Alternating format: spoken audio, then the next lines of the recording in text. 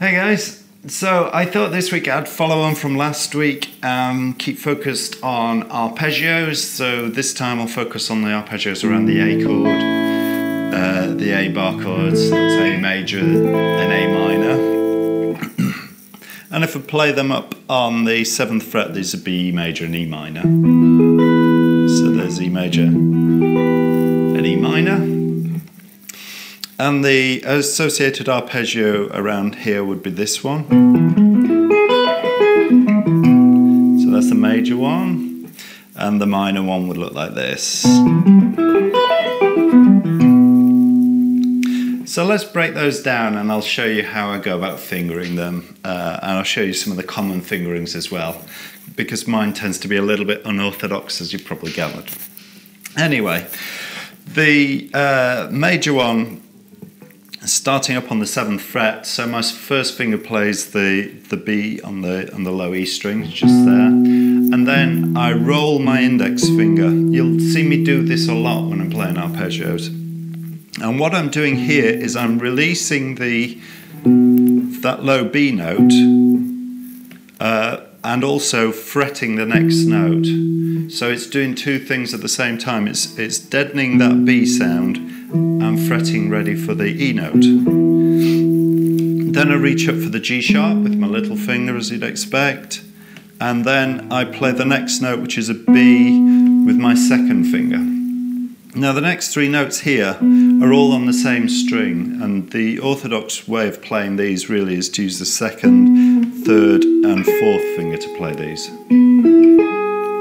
But this is not my favourite way of playing this. What I prefer to do is to use my second finger for all three notes. Second, and then from here I'll play the B and reach out with my little finger for the top E. So that's how I play the major arpeggio.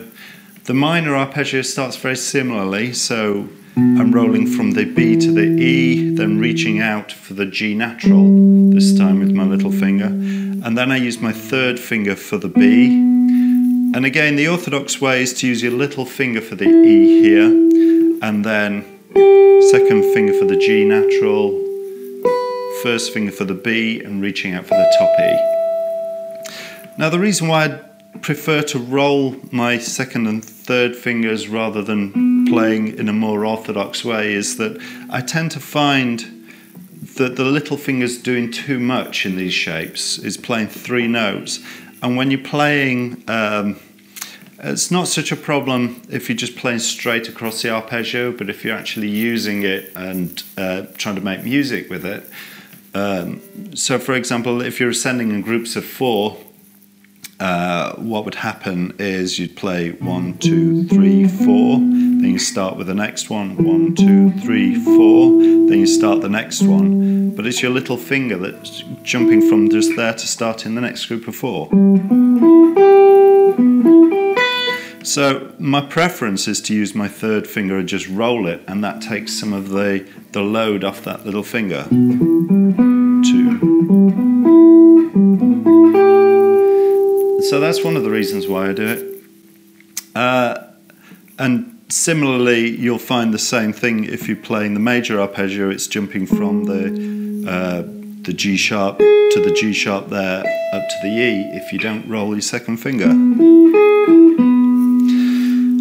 The other reason is, especially if I'm playing the lead guitar, if I'm playing a solid-bodied guitar and I'm high up, my fingers are just too big, really. I mean, I can squeeze them in there, but as the frets get narrower, I have less and less space to squeeze 3 fingers in.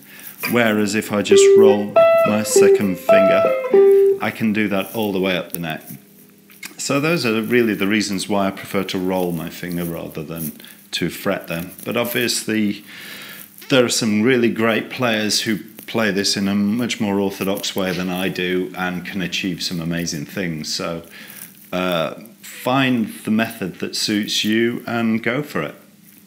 Like with all arpeggios, you're not going to get this right first time. This is going to take some practice. These are difficult shapes to get right. But you will find that the accuracy and the precision that you need to be able to play these cleanly is going to cross over into your other playing as well. So it's well worth doing these, even if it's only for a short period of time every day. It is worth playing with the arpeggios. So give them a go, see how you get on, and we'll chat next time. Goodbye.